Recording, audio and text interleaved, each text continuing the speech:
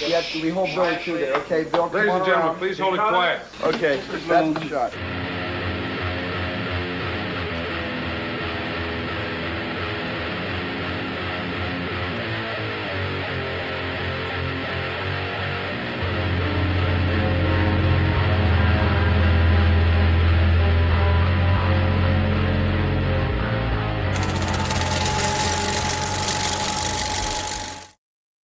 What up, world? Thank you for ripping a ticket to another installment of Hellhound Film Club.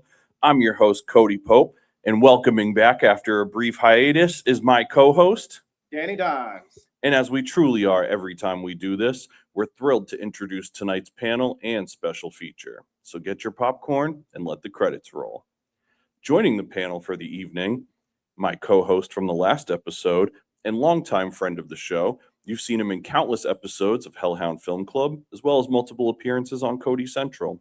He's an independent filmmaker, home from recently working on a gig out in California, home after a recent win at the Nashua Public Library Tiny Film Contest, and home after working as the shooting and rigging grip on the Apple TV series Widow's Bay, out now. Audiences are anxiously awaiting his new short, Joey's Big Reveal, arriving later this year. Please welcome to the program, Tyler LaPlant. Also joining the panel for the second time now is a musician and podcaster who recently relaunched his music and movie-based podcast, Killing Time with Kill Murray. Please welcome to the panel, Kill Murray. And last but not least, filling out the panel is longtime friend of the show, one of our dearest friends, and Dymez Media creative assistant. Please welcome to the panel, Jess Cantwell. And thank you so much, guys, for joining us tonight. We are so grateful to be here for another special installment of the Hellhound Film Club. But before we get too deep, first things first, as always, tonight we are live from the spot in downtown Nashua, New Hampshire. One of New Hampshire's first dry bars and Gate City's most interesting entertainment lounge, featuring a delicious selection of premium mocktails, kava, coffee, tea, and more. So check us out here for Hellhound Film Club Live, free movie night and podcast recording on Wednesday nights at 217 Main Street, Nashua, New Hampshire, when the tickets get ripped at 7 p.m. Also, just an exciting reminder, as we do at the end of all of these episodes, we're going to be pulling a random winner tonight from our little live audience here. And somebody that came out is going to get this DVD collector's edition Batman mask case with the DVD and bonus features. I know the box looks rugged, but this is out of print. You can't even get this anymore. So this is going to be a special one. We'll break it out after. It's got the Batman case, so you open the face. And so here's the thing. If you come out to a screening, you're automatically entered for our prize of the week. And what we've been trying to build up as well is we're trying to get the comments section growing on the YouTube channel. So we've been offering prizes to our comment section every week. We're going to pick one comment from every video, and we're going to reach out to that person and offer them a prize that is either similar to what we offer on the episode or maybe something completely different. Only time will tell. But all you got to do is either show up to Hellhound Film Club Live or simply drop a comment on a Hellhound Film Club YouTube video.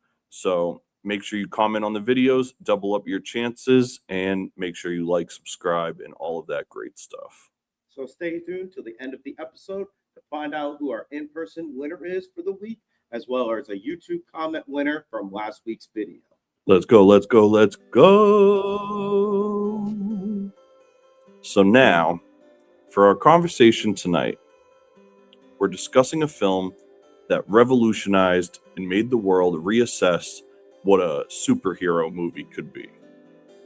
A historic feat of acting on numerous fronts, a visual and cinematic experience unlike anything else at the time. A work that took its source material and interpolated it into a deep and connectable story that elevates the understanding of the genre from which it came. A film that puts a character like Batman into the pantheon of cinema alongside some of the most renowned characters of the last 100 years of cinema. Tonight, we discuss Christopher Nolan's Dark Knight in 2008. The Dark Knight is a 2008 superhero film directed by Christopher Nolan from a screenplay co-written with his brother Jonathan, based on the DC comic superhero Batman. It is a sequel to Batman Begins from 2005 and the second installment in the Dark Knight trilogy. The plot follows the vigilante Batman, Police Lieutenant James Gordon, and District Attorney Harvey Dent, who form an alliance to dismantle organized crime in Gotham City. Their efforts are derailed by the Joker, an anarchist mastermind who seeks to test how far Batman will go to save the city from chaos. This ensemble cast includes Christian Bale, Michael Caine, Heath Ledger, Gary Oldman, Aaron Eckhart, Maggie Gyllenhaal, and Morgan Freeman. So, I mean, there's really not, I could have said a lot more, but I just feel like the conversation is going to say more than I need to like explain about the movie. You know what I mean? So feel like, is it safe to assume that we'd all seen this prior to tonight? Many times. Okay. Yeah. And safe to, Right? Is that what you said at the... We'll be getting into this or not. And in fact, I will be doubling and tripling down if I have to. oh gosh. I already fear for what's coming. It's from our most recent Batman discussion that I remembered that statement being made. Oh geez Louise. Here we go. It's a great movie. So everybody saw the Dark Knight trilogy too. Everybody's familiar with the whole thing. Okay, Absolutely. cool. So that saves us a little bit of time. So let's do a little quick shotgun round here. Do you remember what age you were the first time you saw this? 28. 19, I believe. Like when it came out, so I believe I was like 17 or so. I wasn't allowed to watch the full thing till I was like probably like 12 or 13, maybe. Damn, that's interesting. So it's kind of like almost like college, high school, and in childhood, like a junior high, so to speak. You know what I mean? So it's like that's pretty. I like that. So let me ask you, and I guess I'll just say too, I was a year removed from high school when this came out. So I was probably, I think I was 16. No, I was 17 when this came out. But let me ask you guys, I'm sure it's kind of safe to assume that everybody knows how I feel about this, especially if you watched the other Batman episode. But let me just kind of get an idea of what was this like for you the first time that you saw this? The biggest thing for me was the Joker. Being as old as I am, I was definitely a huge, Tim Burton Batman fan, definitely a Michael Keaton fan, Jack Nicklaus fan. It's like, so for me, it was more or less, I wanted to see how that portrayed being 20 years later. So it made me feel really good because if I wasn't in love with those the way that I grew up with them, this would have been like an excellent representation, I felt, of like Batman, Joker, like Harvey Dent being like made into Two-Face. So like a lot of the things, the way they were presented, I thought was presented in a really, really good way. And I felt kept pretty true to close to the comic books. Okay. So it made me very happy.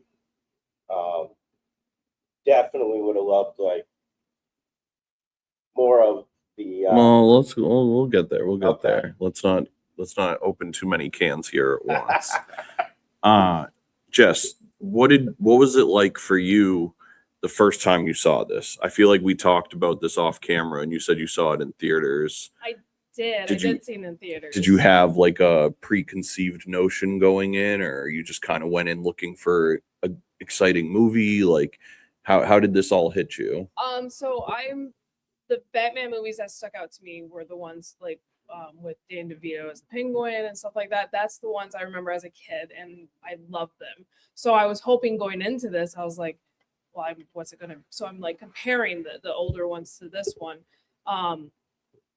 I agree with Danny. This Joker is, at least for me, he's hands down the best Joker. Heath Ledger is amazing. I actually was in, because it was shortly after this he passed, or it was like the filming of this. So he had finished filming, Okay. but they weren't finished post-production. So I was in college when he passed, so I remember like the news and everything about it. And there's quite a few older movies that I remember him in it. So it was like really devastating for me when I Whole 10 Things I Hate About You. Love The that movie. jam. But I went in hoping that it was going to be good, and I love this movie. So What about you, Mr. Murray?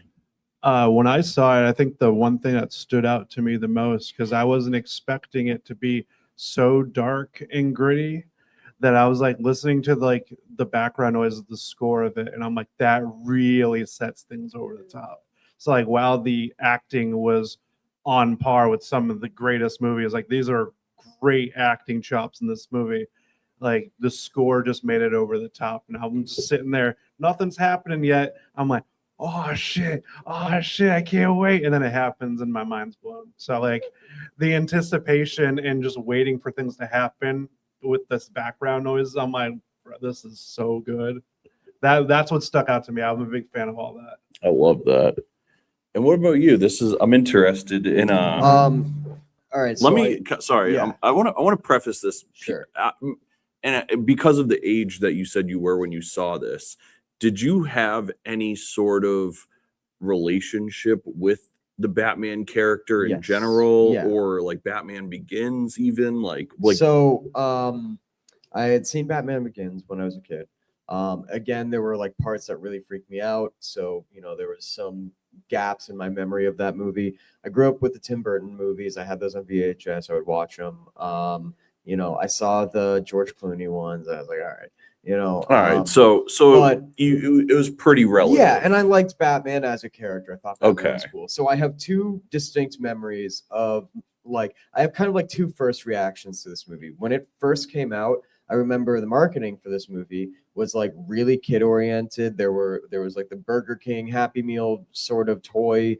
There was the fucking the cereal box treat toy, like all these things like that are for kids. Like, hey, it's Batman, it's PG-13, but most superhero movies are. And then movie came out and we got it on Blu-ray, and we were watching it. My mom's like, you're not watching this, you can't do this. I was like, Wow. because it came out in what, 2007? 2008. Okay, so I was like 6 or 7 years old when it came out.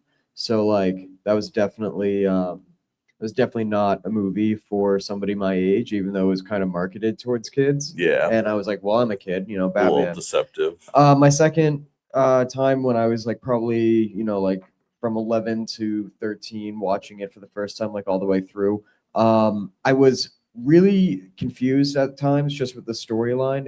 I think it's a very mature movie, and also like the plot is kind of thick. There's a lot going on, and it's hard to kind of, manage all that as a kid, like all the mafia drama and shit.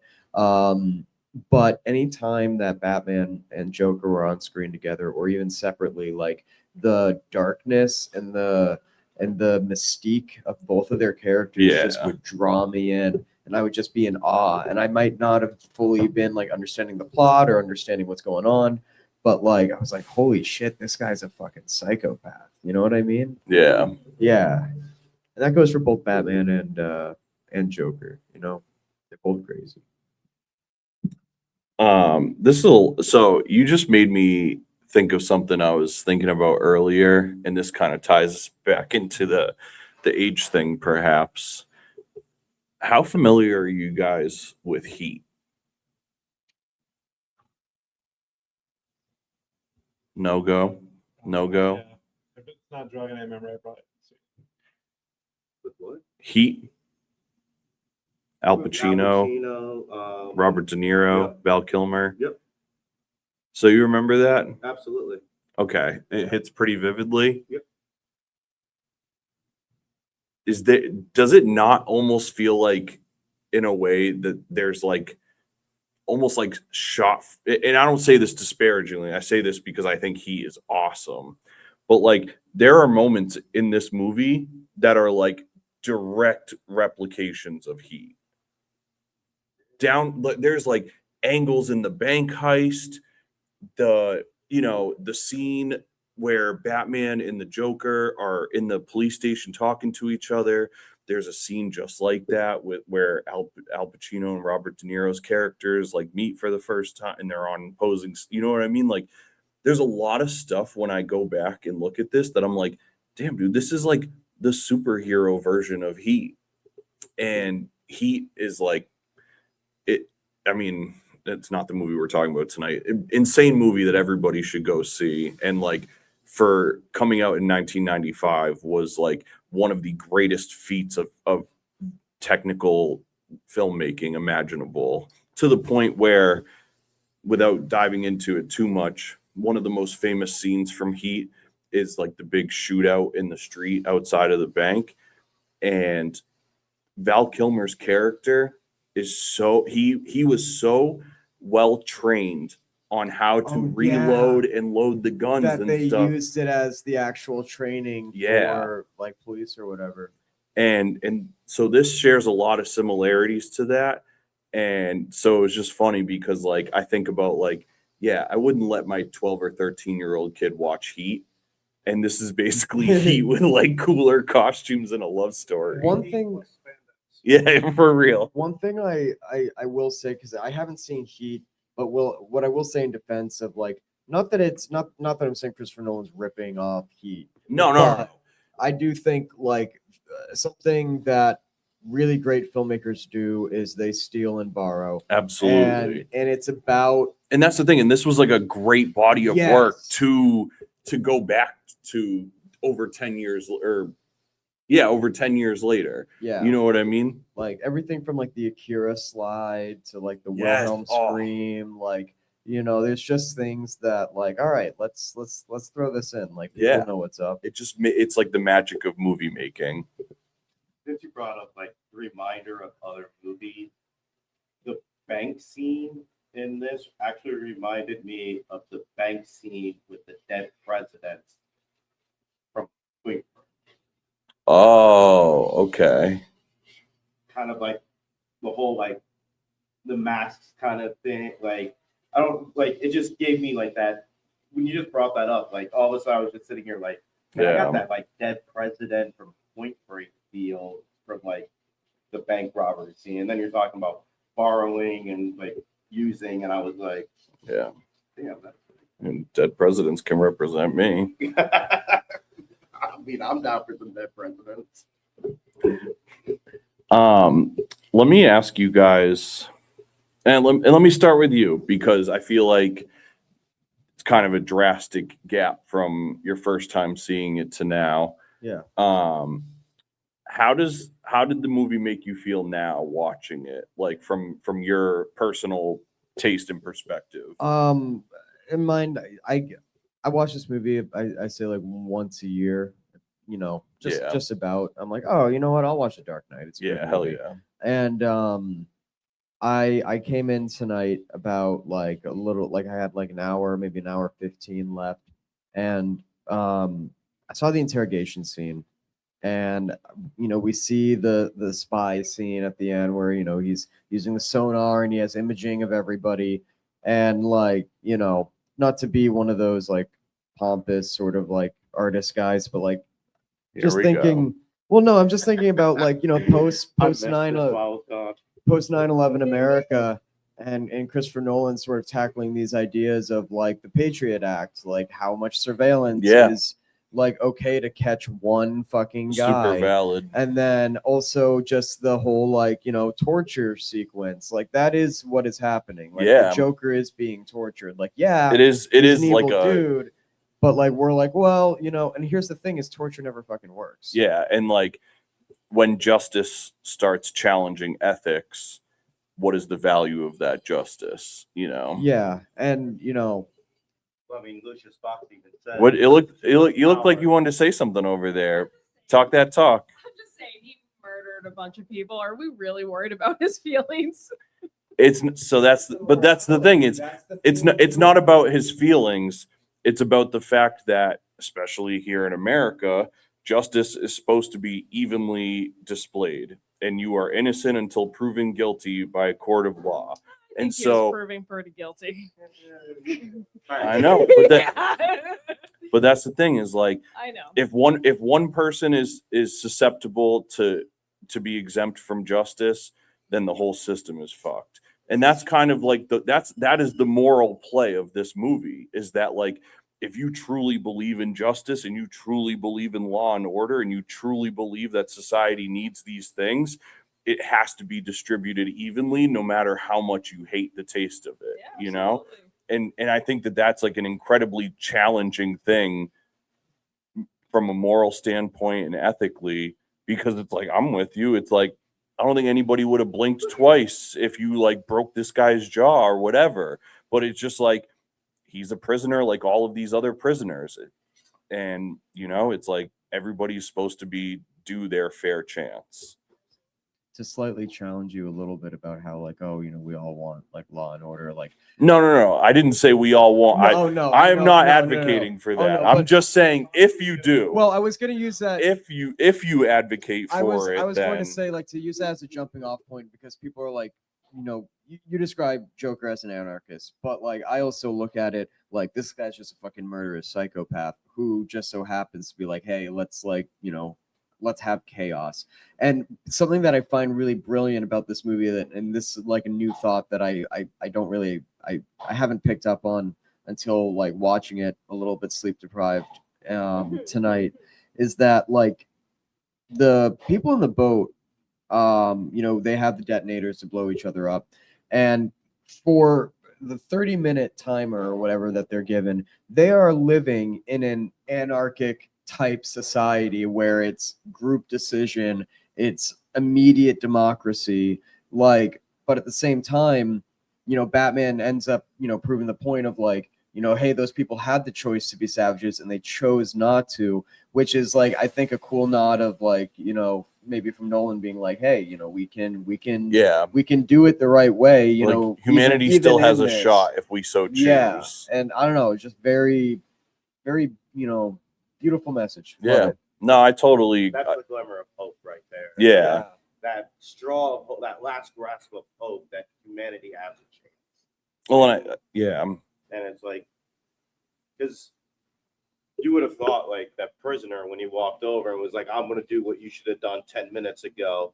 Very first time I watched this, I was like, oh, that boat's about to blow up. And then he throws it out the window. And I went, oh, shit. I was not expecting that. so many people Still gets subverted your expectations through watching this, and that's what makes it so exciting, especially in those like early watches where it's like, man, like you expect somebody to do what they think is the right thing, not what is the right thing. And it starts making you question, because it's like I had those moments like you, like watching it, be like, yo, Batman, that's my dog. Like, I love Batman. Go smoke this guy. I'm not gonna say shit. I will keep my mouth shut. Yo, turn the lights out, bash this guy's head in. But then it's like, but then you're like, nah, that wouldn't be Batman. Like, would that be cool? For sure. But that's not Batman, and that's not ethical. And if Batman loses what makes him Batman, he's just another dickhead out here, just like the police. Batman's my favorite gothic orphan. I could dig that. Yeah. I'm pretty sure there was I a think point I he would was know, like, standing maybe over two. the top of him, punching him in the face. Where are they? Yeah. Where are they? And that's what I said. I wasn't mad about it. I will say Batman's no kill rule apparently doesn't count for dogs, because he He threw like He 3 hit of those. both of them off the building. Yeah, they're dead, dude. They- Those dogs no, are dead. they- What do you mean Hated no? Dude, They it fell was like 8 stories. no, it was dropped. Said he doesn't kill Dude, people. they were drop ceilings. No, dude. it was they not drop probably ceilings. fell down Literally, like a there's floor. a giant hole that he just throws them over. We don't look. It's not like we hear a thud Nah, sound. dude, they Christopher didn't. Nolan's That's not what a I'm saying. They psychopath. didn't fall 8 floors. Nah, I don't know about that. They dog. all landed on their I'm sides, pretty sure he dude, killed and those probably were dogs. like, "Oh, I'm bruised up. He Let me go killed get those some dogs, treats." And just yeah, Yeah, dogs don't. Yeah, Dogs also don't land on their feet, right? that's why I said that. Yeah, they landed on their sides. Also, First of all, I want to say, how the fuck did the Scarecrow fucking survive that super fucking hero landing? Yeah. Oh, all right. especially after dude, outrunning all those zombies. You're making me jump to another section, but can I just mention this? I've seen this a trillion times, and the thought never occurred to me until writing the notes for this, because we've all brought up all these other Batman movies and stuff. Cillian Murphy as Scarecrow is the first time that a villain has returned in 2 Batman movies, in any of the live action movies. Yeah. Think of how crazy that is. Like, Yeah. they made so many movies before they were like, you know what, maybe this guy should come back again. Like, the weirdest. exactly, comeback, they too. utilized him very weird. Agreed. Do we hold on? Can we take a quick group poll? This is instant democracy right here. How do we feel about The Dark Knight Rises? I'm I've incredibly. seen it like twice and I'm fine. Yeah, I'm gonna he be. talks like this. I don't know. I don't know who I would have casted outside of Tom Hardy, besides like maybe Batista or something like that. I think that would be pretty cool. But like, I liked the whole like dungeony, like in a cave part of that movie more than I liked the actual like, superhero-ish Yeah. part of that movie. Just him and I think it was like Liam Neeson or something like that in there. Liam Neeson. Yeah. Right. Yeah. Ra's al Ghul. Just like that back and forth between them and like him overcoming everything. I thought that was better than just him taking on Bane, honestly. That would have just been a sick Christopher Nolan movie. Do you? Some guy trying to get the fuck out of this weird cave. Yeah. Yeah. And all these guys are like, no, you can't It do was it. like Batman, American Ninja Warrior. Yeah, dude. Sorry, not to derail. I just was curious how we felt about Dark No, Knight it's Rises. fine. I don't really like it. All right. Well, let me appease you. Let me Hit me. go back and forth with you a little bit. You remember the Regal Cinema that was in Hooksett for a long time that just recently closed? Yes. So, as mentioned before, I am a bit of an avid Batman fan and have been all my life. You can dig into that a little more as needed. But when The Dark Knight Rises was in its theatrical run, it did so well in box office that it was still playing at Regal Cinemas month after the DVD and Blu-ray release came Oh out. shit, really? So I say this with no exaggeration. Me and my fiance went and saw it in theaters at least 12 times. Holy shit. And every time it was so much fun. I have is it Huh. my favorite of the trilogy? No, dude. No, but is it a great standalone film? Yes. Dude, I saw Once Upon a Time in Hollywood like 5 times when it was in theaters. Right? Such a good one. Yeah. Dude, that was the first time I was like 17 or 18 and I could go see a Tarantino movie like that was out in theaters and they're like kind of a limited thing. So I'm like, all right. Yeah. I'm fucking hitting this shit up, dude. Sorry. No, Derailment. That's over. okay. Do you have access to the VCR remote? Need that to be brought, Oh, yeah. brought back. Yeah. Thank you.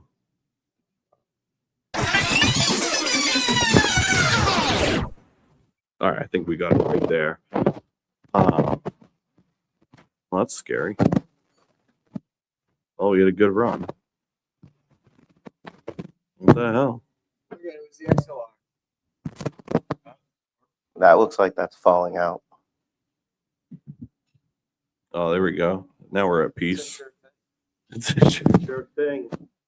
What? What happened? God damn it. All right. They broke it. Did it? Yep, yeah, it's still going. Modern problems require modern solutions. Yep.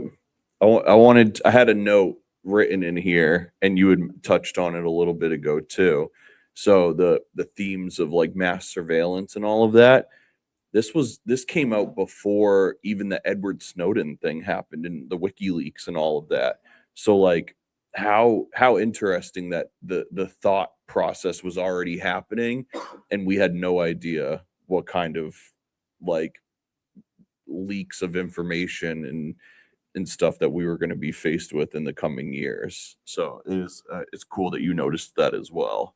One cool thing I had in my notes that I will point out also is that in the year 2020, the United States Library of Congress selected this film to be preserved in the National Film Registry. Oh, hell yeah. Yeah. So it's like just to show how important this movie was and how much of an impact it made in its time is just truly remarkable. I know we are oh boy, it's getting late. Okay, so let me ask you guys a couple shotgun questions here. Danny, let's start with you. It's been a while since we've heard from you. How did the acting performances deliver to you in this overall? Oh, absolute bangers. Morgan Freeman as Lucius Fox. Oh, tugging at my heartstrings. I mean, I love that man. His voice, something about his voice alone, like Butter for the ears. it is. For real. It just makes you feel good. Aaron Eckhart, I absolutely love. That's Harvey Dent. I forgot his name. I forgot the actor's name. I was like, I know. We said it. But you can say the name, but Never tried. But by putting the name with the character, now it really triggered. But I will tell you this: all night I was watching the movie trying to figure out who Rachel was, and as soon as he said Maggie Gyllenhaal, I was like, "What an idiot I am! I cannot believe I forgot for a second." But not really. Can I tell you? All right, I was gonna save this for later on in this section. Any dream casting changes that you would make if you could go back in time? Well, absolutely, I would. I would have kept Katie Holmes playing the fucking role because Maggie Gyllenhaal sucks in this. I'm sorry. She's the least enjoyable part about this, and the like downturn in ability to take that role seriously from Batman Begins to The Dark Knight is just like awful. And I will say there is a lot of like Hollywood rumors that Katie Holmes couldn't do the next film because she was still married to Tom Cruise and they had their whole Scientology beef happening and she was trying to get a divorce and da. So it was like, I think that there was some interference in there, but man, what a downgrade. Like that is my biggest gripe with this movie. If there was one thing that I was upset about, it was that replacement didn't work at all. And it's like, if you couldn't get Katie Holmes back to be that character, you should have wrote it out. But they wanted that story. They wanted that stupid love story arc so much, which I get, it's a great, it's a great complicated love arc, but like Maggie Gyllenhaal just did not do it for me. I think this is kind of a chaotic casting choice, but I think it would be incredible to have Two-Face be played by Gilbert Gottfried. Oh my god, that's wild. Because I'm like, that's wild. He's not going to do Joker, though. It would be a fun Joker. You're not out Jokering Heath Ledger in this movie. No. But like, just to have him like a little chaotic and just like his abrasive ass voice, half-assed because his face is all like burnt up to a crisp. And he has a coin. He's like, does anybody have a quarter? Like, I think it would be incredible. What's with all the gasoline? Okay. I feel pretty good with the cast. I agree with your pick. What I would change though is that I don't like, Batman has a lot of really great love interests throughout the years in the comic books and stuff. And I don't know. I don't really like that Christopher Nolan's like, I got to create somebody. It's not like I know. Marvel where all their different characters are like owned by like Universal or Sony or whatever. Yeah. No, this is like Warner Brother has everybody. Let's just like They let's kinda- get Vicky Vale. Well, I was Let's just gonna get- say they kind of, but even that Vicky Vale wasn't like a comic books origin character. That was a character that they wrote for Batman '89. They Oh, didn't- really? Yeah. Oh, okay. Or I don't know, fucking Selena Kyle, and then just like at some point she Well, and that's what becomes they Black. did in The Dark Knight I Rises. know, but like she wasn't. Was she the love interest? I don't know. Yeah, I think it's kind of.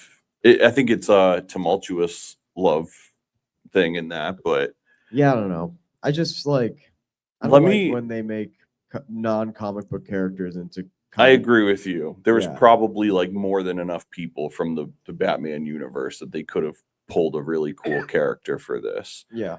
And I think along the same lines, I did have a thought about this movie today too. I don't think I wrote it down, but a lot of the movie focuses on Jim Gordon and his like growth and development and stuff. And That's Jim Gordon. everybody kind of is like familiar with the Batman comics, it seems like. Would this not have been the perfect time to introduce Barbara Gordon? And I hate to say it like this, wouldn't this have been an opportune moment for her to have her accident with the Joker and then turn into the Oracle for the next movie? I just think that could have been that was a missed opportunity because you got rid of Lucius Fox, essentially. And so it's like, now you've got injured Barbara Gordon, who is destitute to a wheelchair, and this would be the perfect time for somebody to carry the torch of helping Batman and da da da da da. Like, Didn't Barbara Gordon end up becoming Batgirl? yes, but there is also like a storyline where she gets or she gets shot by the Joker and paralyzed and becomes the Oracle. But either storyline is fine, but I don't remember. I've been trying to go through some of the series, but I don't remember a Jim Jr. I don't remember a son in the series. Yeah, he had I mean, kids. Yeah, I mean he had kids, but I don't think they were like ever of importance besides Barbara. So I was just saying, what I was thinking was that Barbara should have been more at the forefront, like child, Yeah. instead of like the son, because like Barbara is actually part of like the comic book Yeah. series. So instead of having That could have been interesting too. instead Yeah. of having his son be like the one that was picked because that you're going to talk to the one you love the most, like I thought that would have been Barbara's opportunity to be introduced. Yeah. So All right. Two quick things. I'll try Yeah. to keep it quick. Yeah. They tried to do some like weird Robin setup in Dark Knight Yeah. Rises that like I just don't think Christopher Nolan's universe would work well with like an additional like not that Batman has superpowers, Yeah. but like The setup yeah. started to be cool, but they backpedaled. Yeah. And it's like you either go with it all the way Or or you don't don't. go with And it. then number two, I think the only way the Killing Joke storyline works is if Batman and Joker and Jim Gordon already have like this years long sort of like feud and rivalry where yes, it would still be like fucked up and like nod to the comic book, but that's all it would really be because I think the treachery of the Killing Joke is that like this is so beyond personal because like Joker like Yeah. sexually assaults her as well. Like it's a whole and like takes pictures of everything and then shows it to a naked Jim Gordon. Like this is like the Yeah. nastiest he has ever been. Like I don't know. I think Well, I that's think why, something like, doing that all- you need build up. Yeah. That's fair. And also I want to let Christopher Nolan cook. You know what I mean? Like I'm okay that he does whatever with like the comic book lore because like Yeah, he just like picks his he has a favorite moments vision. of source material and like binds them together. Yeah. And it worked. One thing I did think was interesting along the casting line, and this kind of goes back to everybody being fans of the older movies as well. the recurring theme with like casting choices in every Batman movie is that fans have like immense protests. And so Batman 89, Warner Brothers notably received like hundreds of thousands of pieces of mail protesting Michael Keaton before he had ever like recorded a frame of film. George Clooney was protested as well, maybe for rightly so. But then in this one, instead of Christian Bale being protested, it was actually Heath Ledger. People were like writing into Warner Brothers being like, yo, how do you have the guy from 10 Things I Hate About You playing the Joker? Like, how do you have the guy from A Knight's Tale playing the Joker? Like, this doesn't make sense. How do you have scary Brokeback Mountain? That was people's that was people's biggest thing was like, Brokeback Mountain is the Joker. Like, and how wrong were they? Yeah, seriously. How many people posted opinions on the internet and like went back and deleted to be them? a little weary of it, but like afterwards, it's like now you just gotta shut your mouth and just let me do what I'm doing because these were. But here's the question: if it wasn't Joker, would he still be here today? Yeah, I think so. I don't think like that's his role into like his getting into character for the Joker led to.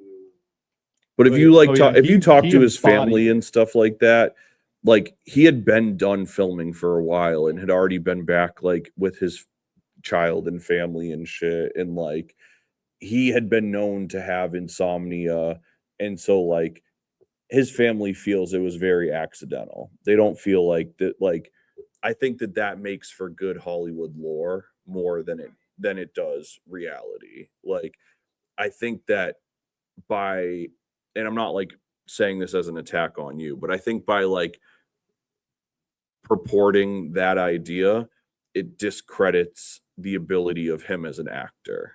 Like, because for him to have lost himself in that role and gone off the deep end means that he wasn't a good enough actor to just do the job. And I think that he was a good enough actor to do that. Did he probably lose himself in the moments making it and like staying in a hotel room for months ahead of filming and doing the journal and all the crazy shit? Absolutely. But I don't think that was like tied to his demise. I think his demise was very similar thing. Yeah. I'm not trying to say take away anything from the acting, but by that kind of preparation for the role, if he had some kind of underlying mental health that was maybe not being dealt with or could have been pushing like something else, like that could have been a breaking point is all. Yeah, I don't know. I'm still standing on business on this one. That's all good. I mean, there's been many people who have taken roles on and absolutely that have broken them to that point. So I mean, to say that. What do you three think? Yeah, I don't know. I mean, I know, he's facing a lot of addiction issues. Like, I agree with you. Like, I don't think the role helped, but I don't think it was. I think there was a lot of darkness going on, and I think a lot of people who are really hurting are really good at hiding it. Yeah. And it's like a Chris Farley situation. Nobody really saw that exactly. Like, and nobody really saw that coming, and very, very tragic. Yeah, absolutely. Yeah, it definitely didn't help. Like, you have to go to a certain part of your mind to become enveloped in a character like the Joker and bring it as far as he did, literally becoming a madman, like just distorting your mind. So even if you're like off of that and you're like back to normal quotations, like you don't come back from it that easy. You're not back to normal. It's not family time. It still dwells in there. So like even if he was good and he left everything behind, there's definitely still traces that probably did not help. So it sounds like you do think that it attributed to his death. I would say it definitely attributed, but it wasn't the sole thing. There has to be like a cocktail of just like other things that were present before, and then this just kind of being that little pushing thing, that he wasn't Yeah. getting the help that he needed. And then he comes back from that and trying to adjust to regular life. That could be hard. I'm also not an actor, so I don't know, but you know, you got to do some shit to get that far into that character.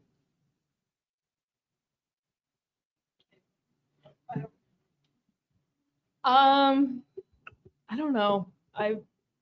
He definitely went hard into the role. Like his performance in that role was phenomenal, especially just like you said, all those previous films that he's been in before. You're like, wow, this is not gonna turn out well, and then you see it and you're like, holy cow, that's amazing.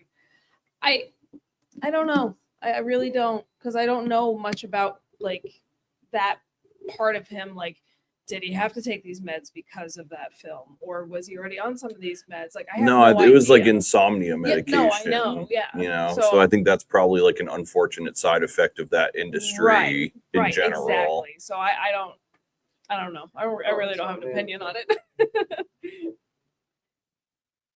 We talking opinions on insomnia in the film industry. Let me tell you a couple, 2-3 things about that. No, I will say I don't know, my closing argument, something I just wanted to mention quick is like, Who you arguing with? I don't know. I'm on trial, I guess. I don't know. Okay, get the No, gavel but ready.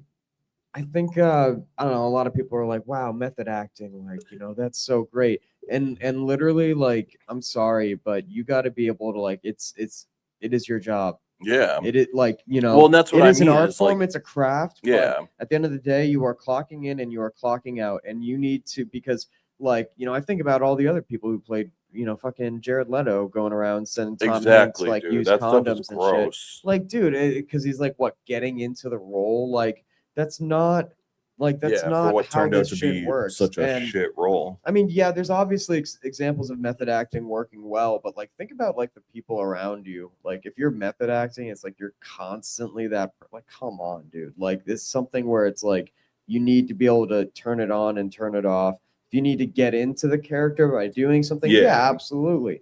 But like at the end of the day, it's like to be like, oh yeah, I wanna be in the mind of this guy 24/7. Yeah. It's just a bad choice. I don't think it's fair for people to do like the Jim Carrey, Andy Kaufman shit, where Dude. it's like you're just literally torturing people, or like the Jared Leto thing, like you were saying, is like some people just take that concept and like abuse it to like abuse the people around them, and it's like, how much did you really need to get into this role? Like, how much is this helping you remember your lines and then like hit your marks? I have this like punk rock movie that I'm writing, and there's like this neo-Nazi group that's in it. And I was pitching this idea when I was working on this like ultra low budget to some actors and the crew, and we were all talking about our movies and stuff.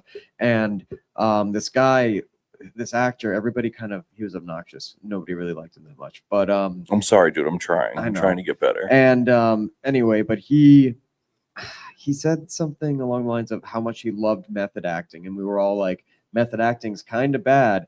And then he's like, Tyler, your movie, for instance, like I would love to method act as a neo-Nazi. And I'm like, Whoa. dude, Hey, yo. and here's the thing, and he was doing that classic actor, like trying to search something deep in his soul and be like, yeah, you know, I really want to like embrace this. And it's like, it was the most ridiculous thing said. I'm like, all right, it's dude, so that's enough out of you. Please just give me an excuse to hate minorities, please. Seriously. Like I have these deep rooted feelings. I think this role will help me live these out. Let me read my diary out loud. Bro, Say all the things I wanted to say out loud. Yeah. Bro saw American History X one time and decided that was his life. Just put an Edward Norton poster on his wall. Oh my gosh. Oh my gosh. All I right. just love boots. We got to wrap this thing up because it's so late o'clock. Couple interesting facts that I had about the visual world of this thing, because this thing was pretty remarkable, I feel like. So obviously filmed on location in numerous places, Chicago, Hong Kong, and throughout England. What are you like fucking smirking at over here? I'm not gonna explode. What? What am I missing? I'm sure Tyler. I'm not even. Okay, well, that's why we have microphones. I know. I'm just laughing because you made the point out No, when we watched the Batman. yeah, I prefer the production design of the Batman over the overall production design of Dark Knight. You prefer a movie that came out in the 2020s than a movie that came out in 2008.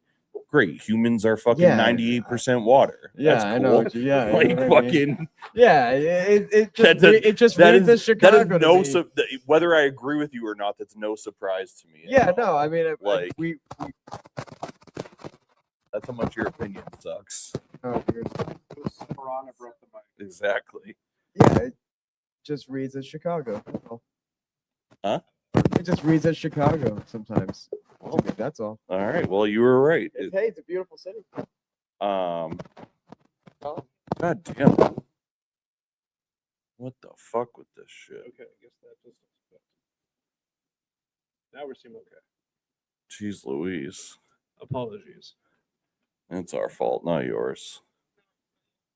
So as we mentioned, two of the biggest visual inspirations that Christopher Nolan notes, one of them is Heat, of course, but the other one is the painter Francis Bacon, which I thought was really cool. Like, as if you like look into the works of Francis Bacon, you can see that there's like a thematic identity that he tries to like apply to some of the shots and stuff.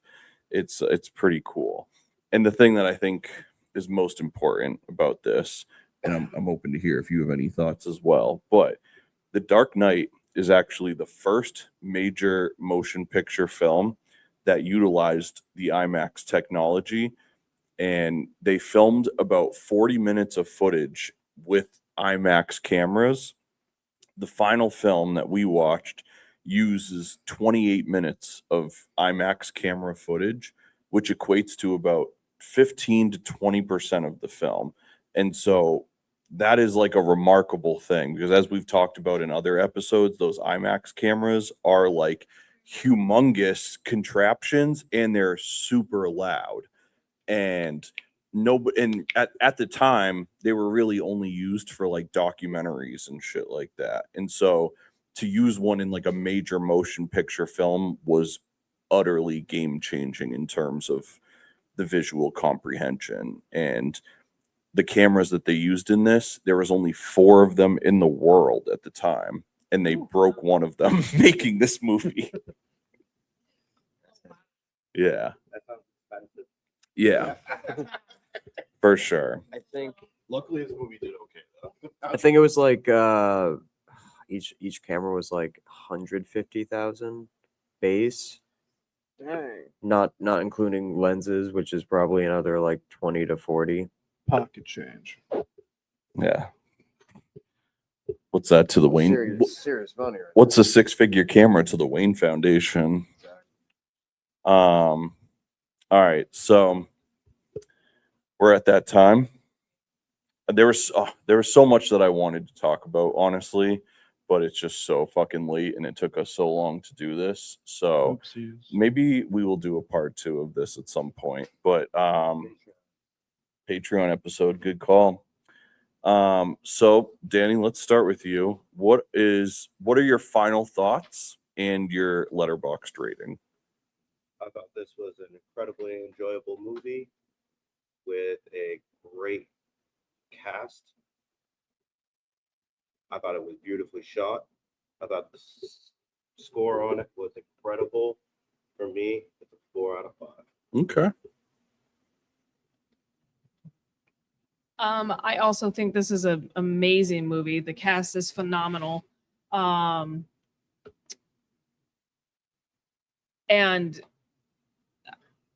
I don't know. It's actually my favorite Batman film. So I love this movie. Oh, I actually yeah. would give it a 5. Let's go. I think this is the greatest DC movie. I'm not usually a DC fan for anything other than like Batman movies. Yeah, I've been a Marvel fan since day one. But I'm always a sucker for a Batman movie, and this is, in my opinion, the best Batman movie.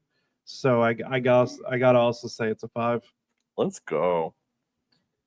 4 out of 5. Heavy Okay. on themes, amazing cinematography, incredible direction, great script, incredible performances. I'm not going to say anything new or original about Dark Knight. Love the post 9/11, like America's a bad guy bullshit. That's always fun. And yeah, great shit. Good choice. That was a great one all around. I was trying to give you applause, but It's okay. my computer We had froze. fun. Just know that I was thinking of it. Play reaction. Better late than never. All right. Hell yeah.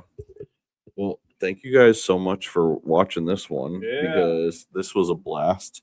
I know everybody's probably sad that we had been away for a couple weeks, but I was very fortunate. I had a show with Lil Wayne and 2 Chainz, and so that took a lot of prep work to do.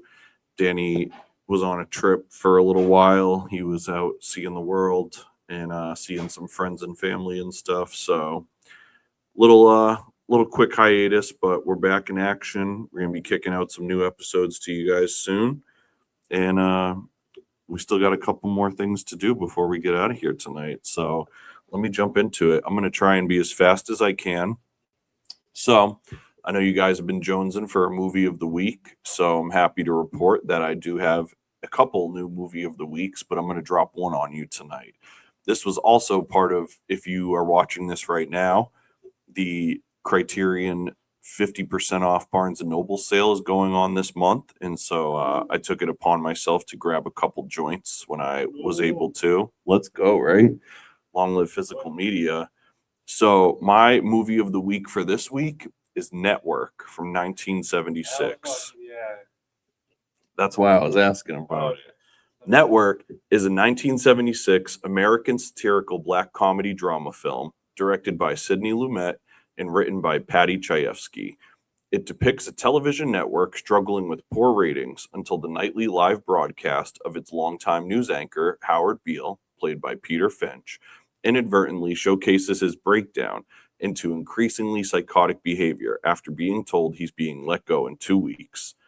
This ends up making the show a surprise hit.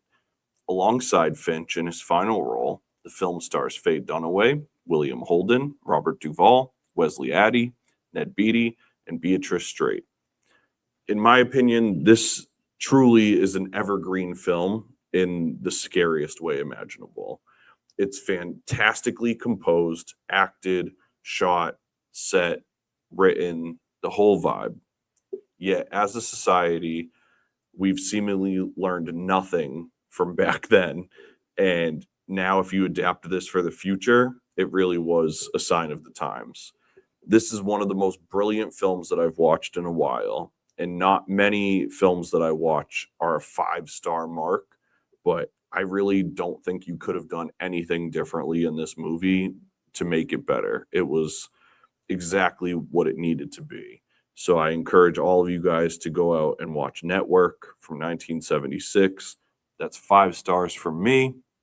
And as always, if you want to follow more of my movie watch lists, reviews, all of that good stuff, and more interesting people than me on Letterboxd as well, his friend Marty Scorsese's on there, Kill Murray's on there, all sorts of great people are on there. So consider following us on Letterboxd.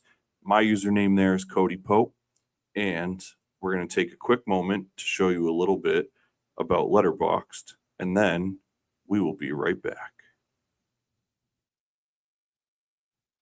Bum.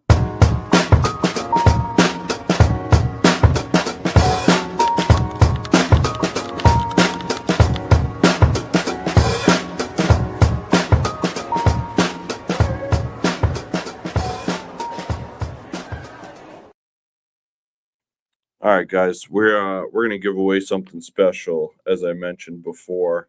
As you can see, I've had a bunch of copies of this movie.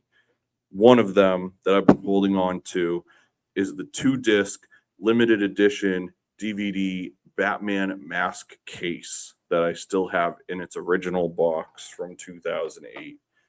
And part of me is sad to part with this, but I've got 2 different Blu-ray versions of it, so I really shouldn't be so picky.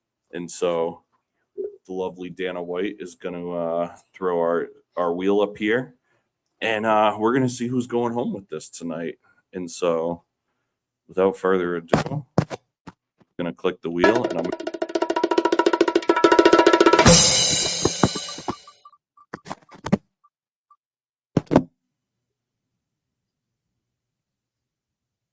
Tyler.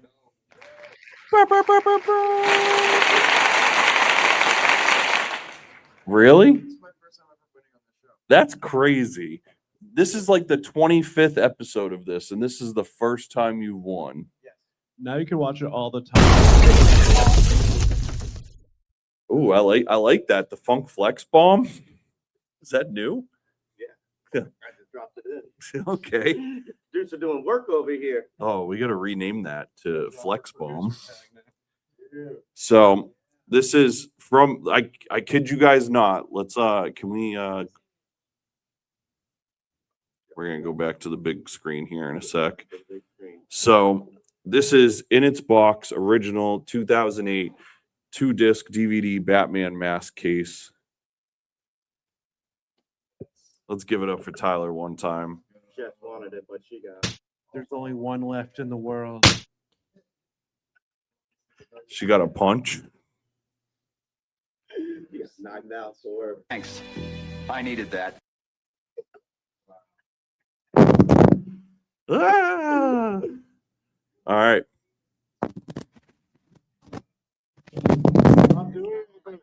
I don't even know.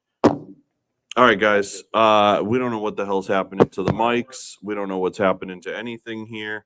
The Joker's probably on his way. So that is a sign for us to get out of here as well. cool. Do you want me to pretend to be you? Always, so I just want to say thank you so much for tuning in. Please be sure to subscribe to our YouTube channel, our main YouTube channel, Hellhound Publishing, and subscribe to our newest channel, Hellhound Film Club, dedicated to the show, as well as bonus clips, exclusive bonus episodes, interviews, and more. Those subs and comments really take us places. Please consider being a part of our Patreon community for as little as $1 a month for exclusive and early access to Hellhound Film Club, as well as all of the other podcasts, music, and book releases from Hellhound Publishing. You'll get access to everything we've released there since starting back in 2018. Your support will help us get additional cameras, microphones that don't go, computers, and more ways to promote the show to new audiences. So consider joining us today at patreon.com/Hellhound Publishing. And don't forget, you can join us here every Wednesday at 7 p.m. at the Spot in downtown Nashua, New Hampshire, for our free movie screening and live recording of these episodes. That's Wednesday nights at 217 Main Street, Nashua, New Hampshire. Come on down, watch a flick, grab a drink, eat well with good friends, and Don't forget the popcorn. Good night, world.